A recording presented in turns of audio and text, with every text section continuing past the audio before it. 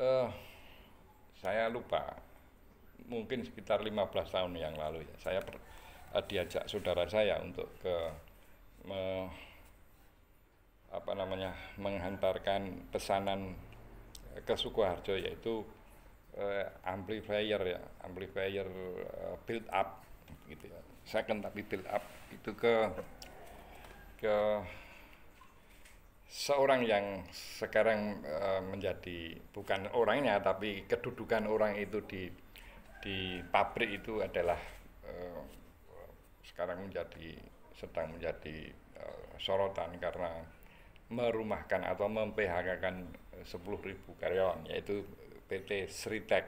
Itu jaraknya mungkin sekitar 25 kilometer dari sini ya. Nah, kembali pada cerita saya 15 atau 20 tahun yang lalu, saya lupa. Saya bersama saudara saya itu mengantarkan amplifier sound system kepada uh, GM Sritek pada waktu itu, kalau nggak salah namanya Gerald ya, orang Jerman. Uh, tapi istrinya bekerja di Filipina, dan uh, di dalam dialog mereka saya hanya mendengarkan uh, si Gerald ini memang orangnya agak uraan gitu ya. Uh, Dia ingin pindah ke negara istrinya bekerja, artinya waktu itu ingin meninggalkan Sritek karena ya menurut menurut si Gerald ini uh, istrinya memperoleh uh, imbalan yang lebih baik dari sisi profesionalitas. Itu dialog yang saya tangkap tentang keluhan Gerald ya. Benar atau tidak saya tidak ada urusan ya. Urusan saya adalah menghantarkan sound system itu ya. Belakangan ya, beberapa hari yang lalu, apa yang terjadi di Sritek itu seolah menyentakkan kesadaran kita bahwa raksasa tekstil yang menjadi kebanggaan daerah Sukoharjo dan Solo Raya sebetulnya, karena Sritek dikenal sebagai, kalau tidak salah itu, pensuplai seragam seragam US Navy apa gitu ya, artinya itu seragam militer di Amerika Serikat.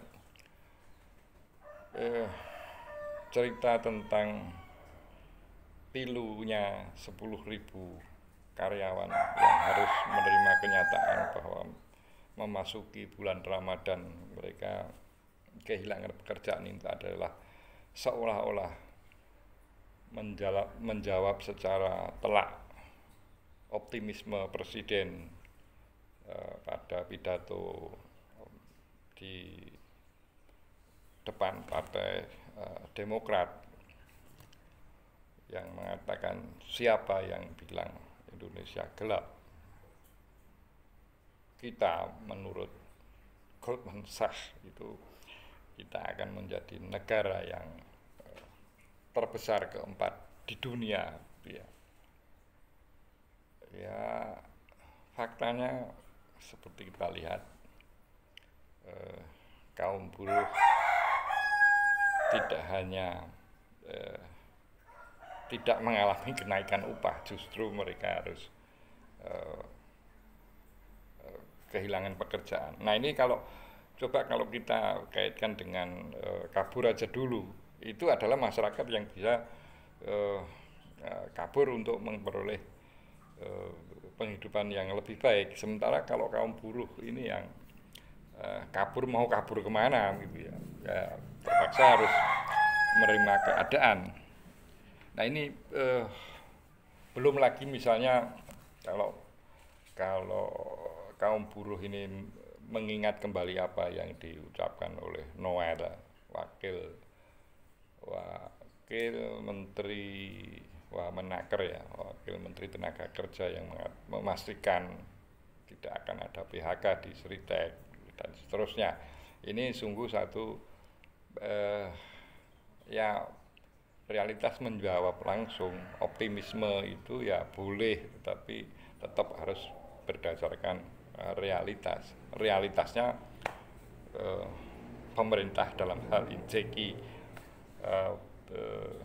Kementerian Tenaga Kerja tidak bisa berbuat apa-apa ketika PT Sritek harus PHK 10.000 karyawan. Nah ini saya tidak tahu bagaimana mempertemukan antara sikap kritis masyarakat terutama di kalangan mahasiswa maupun kaum akademisi ini kemudian menjadi bahan masukan yang berharga kemudian direspon secara positif. Kalau selama ini kan kita melihat sebagai teriakan dibalas dengan teriakan. Mahasiswa teriak Indonesia gelap, pemerintah teriak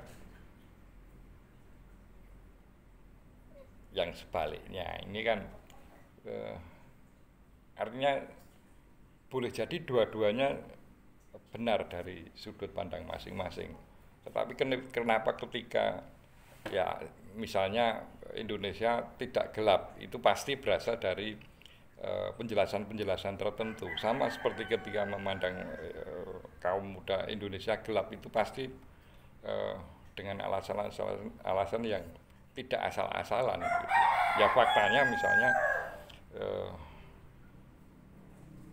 profesi yang sama ketika di negara yang menjadi tujuan kabur itu lebih baik, ya itu kan fakta gitu ya.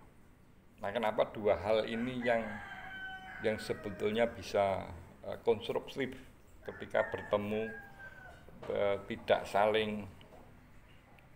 saling alergi terhadap cara pandang masing-masing. Kalau pemerintah melihat mahasiswa dan Gen Z yang melihat sisi gelap perjalanan bangsa kita ke depan, ya digali kenapa mereka berpandangan seperti itu, faktor-faktor apa yang membuat mereka sampai pada kesimpulan bahwa Indonesia gelap. Ini ketika pemerintah tidak mau tahu dengan itu, ya akhirnya yang terjadi adalah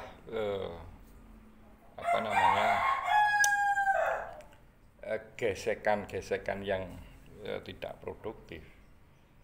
Pemerintah defensif, sementara opini yang itu juga tidak bisa dibendung, itu akhirnya juga makin ofensif gitu. Ketika ofensif dengan defensif itu saling bertabrakan, ya tidak ada yang menurut saya tidak ada yang diuntungkan dalam hal ini. Maka pemerintah tidak perlu arogan untuk mengatakan siapa yang palelu yang gelap itu ala Mr. Opung gitu. Ya kalau masyarakat menilai Mr. Opung itu arogan, kemudian Mr. Prabowo itu ya saya sebagai masyarakat juga menyayangkan kenapa mereka tidak mendengar